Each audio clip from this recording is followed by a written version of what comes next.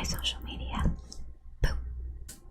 Today I'll be talking about the SOOOOO Genocide Act that was put into Congress August 1st of 2025. It's basically Congress saying, hey China, you're not doing good things, so we don't want to buy from you. And also, we're watching you. So this is Congress's secret plan to confront China, while billions could also be at stake. So I'm going to take HR 4830 and simplify it. This bill has DC buzzing because it's saying a lot of big things and it's going to affect a lot of people. And it's the SOOOOO Genocide Accountability Act. This act was introduced August 1st, and it's about standing up to China and putting the military first. It's about standing up to China with a military twist that will pique your curiosity. So subscribe, hit that bell while we break down Congress. ASMR style. So Congress is dropping the hammer on China's bad decisions, but all this means something for our military. So basically, this is Congress saying, China, we're on to you. You've been doing some illegal things that we consider illegal, and we're not going to buy from companies that are doing bad stuff, like the awful things going on Xinjiang, where China has been hurting Uyghurs and other groups with forced labor, to include organ harvesting and the erasure of their culture entirely. This might sound like a familiar dystopian movie because we passed an act back in 2020, but this time we're hitting them just a little bit harder. So here's the gist.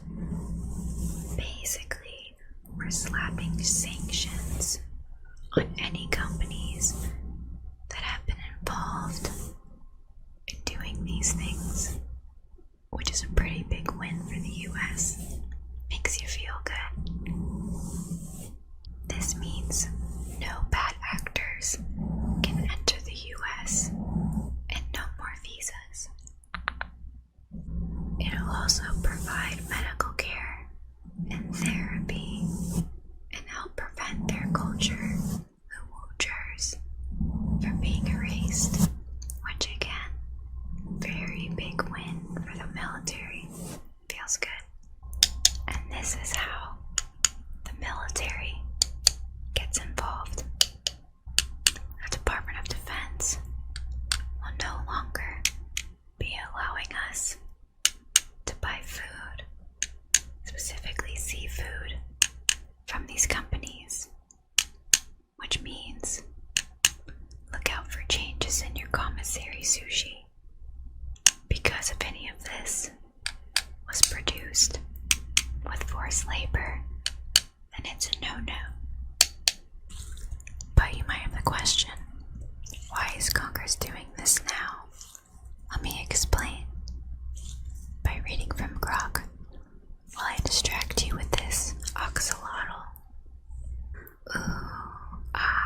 Axolotl magic. Simply put, China is a big rival, and these abuses are a moral and security issue. This bill is basically like a superhero cape, standing up for people while keeping our military supply chains clean, which is kind of cool. This bill could shake up the global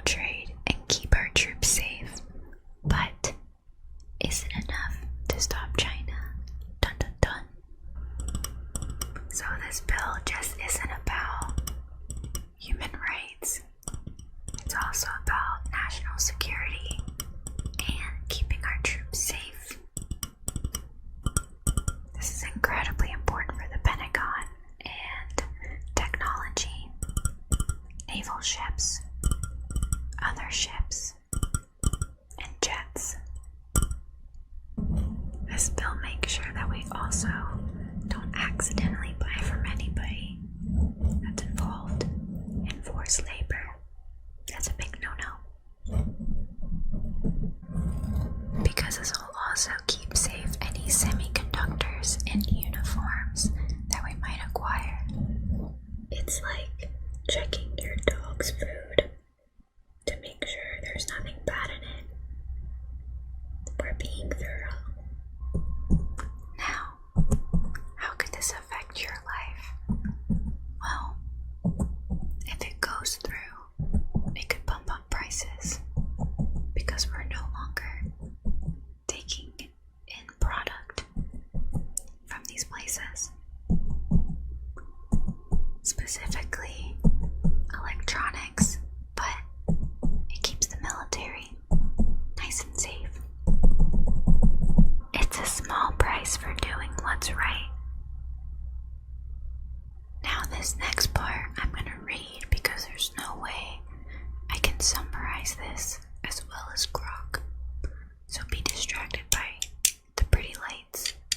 So here's where we're at.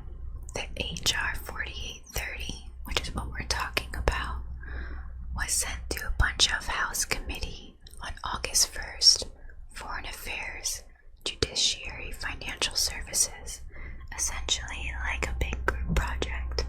There are currently no votes yet, but Congress is technically on summer break, so until September